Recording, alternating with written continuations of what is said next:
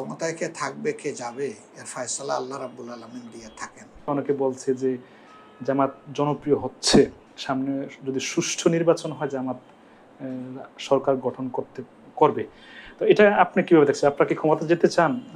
দেখেন, আসলে প্রত্যেকটা দলের একটা নির্দিষ্ট আদর্শ থাকে এবং একটা লক্ষ্য উদ্দেশ্য থাকে। আদর্শ যেটা সে জনগণের মাঝে প্রচার করে তার লক্ষ্যে পৌঁছার জন্য। বাংলাদেশ জামাতে ইসলামেরও একটা আদর্শ আছে, এটা সবাই জানে। সেই আদর্শের উদ্দেশ্য কি? আমি আগেই বলেছি যে সামাজিক সুবিচার প্রতিষ্ঠা করা। এখন সামাজিক সুবিচার তো রাস্তায় থেকে প্রতিষ্ঠা করা যাবে না, এটার জন্য জনগণের সেবকের দায়িত্বে যেতে হবে। সেই উদ্দেশ্য সবার থাকে, সেটা জামাত ইসলামেরও আছে, আলাদা কিছু না।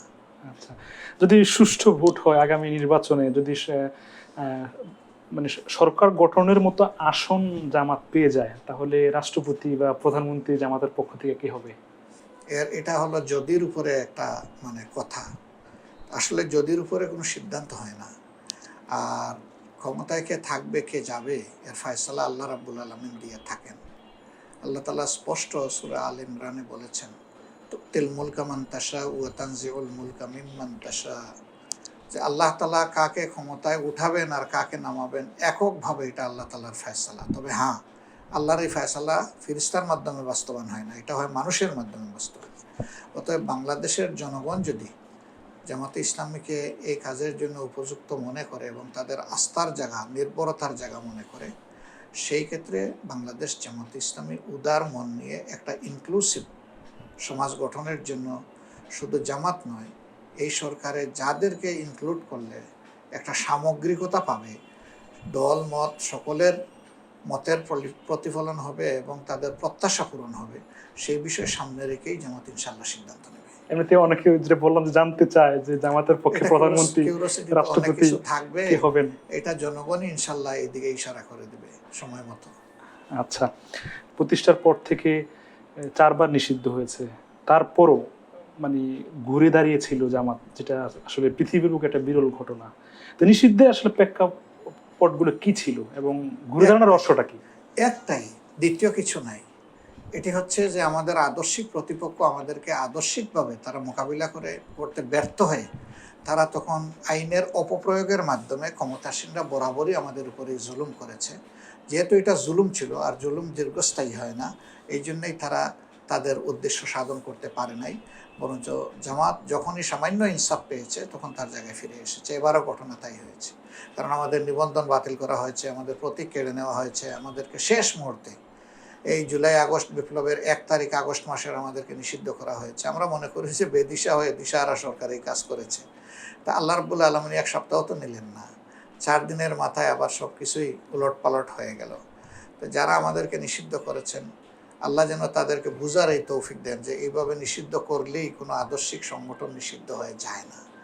আদর্শিক সংগঠন ধ্বংস হবে, ক্ষতিগ্রস্ত হবে যদি সেই আদর্শিক সংগঠন মানুষের সাথে প্রতারণা করে, মানুষের উপর মালিক সেজে বসার চেষ্টা করে, মানুষের উপরে জুলুম করে এবং নিজেদের মৌলিক আদর্শ, তাদের নৈতিকতা থেকে তারা বিচ্যুত হয়ে যায়, তাহলেই কিন্তু ক্ষতিগ্রস্ত হবে।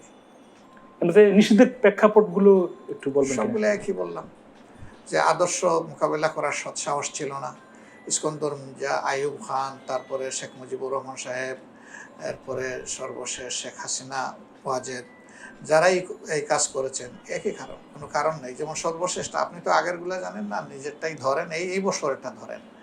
এই বছর যে প্রেক্ষাপটে আমাদেরকে নিষিদ্ধ করা হলো, বলা হলো যে আমরা একটা ভায়োলেন্ট অর্গানাইজেশন, অতএব আমরা এই দেশে রাজনীতি করার আর কোনো অধিকার নাই, নিষিদ্ধ। কিভাবে নিষিদ্ধ? এটা 14 দলের একটা মিটিংয়ে আমাদেরকে নিষিদ্ধ করার ডিসিশন হলো। বাংলাদেশের সংবিধান কি 14 দলকে এই এখতিয়ার দিয়েছে? তারা তো একটা অন্যায় কাজ করেছেন, যেটা এখতিয়ার বহির্ভূত, সম্পূর্ণভাবে তাদের এখতিয়ারের আওতাভুক্ত ছিল না, সেই কাজ তারা করেছেন। এরপরে ধরেন যে আমরা ভায়োলেন্ট অর্গানাইজেশন, এবারকার এই গণবিপ্লবে ভায়োলেন্সটা কে করেছে? মানুষ চোখের সামনে দেখে নেই? সমান্তরাল আইন শৃঙ্খলা বাহিনীর সাথে আওয়ামী লীগের দলীয় ক্যাডাররা অস্ত্র হাতে নিয়ে এখন সবার পরিচয় চলে আসতেছে, আপনাদের এই মিডিয়া সুবাদেই আসতেছে, একটা একটা করে সব বের হয়ে যাচ্ছে এবং অনেকে অ্যারেস্ট হচ্ছে। তো এটা প্রমাণিত সত্য যে আসলে তারা যে অপকর্ম করেছে, জোর করে সেটা আমাদের গাড়ে ফেলার চেষ্টা করেছে। বাংলাদেশের জনগণ সিরিয়াসলি রিঅ্যাক্ট করেছে এটাতে। এবং আপনি তখন নিশ্চয়ই লক্ষ্য করেছেন মাঠের সবগুলা দল তখন কিন্তু এর তীব্র প্রতিবাদ করেছে, নিন্দা জানিয়েছে যে আমাদের উপরে জুলুম করা হয়েছে। অনেকে বলেছে ওই সময় আওয়ামী লীগ ক্ষমতা থাকা অবস্থায় অনেকে বিবৃতি দিয়ে বলেছে যে জামাত নয়, আওয়ামী লীগ সন্ত্রাসের কারণে নিষিদ্ধ হওয়া উচিত।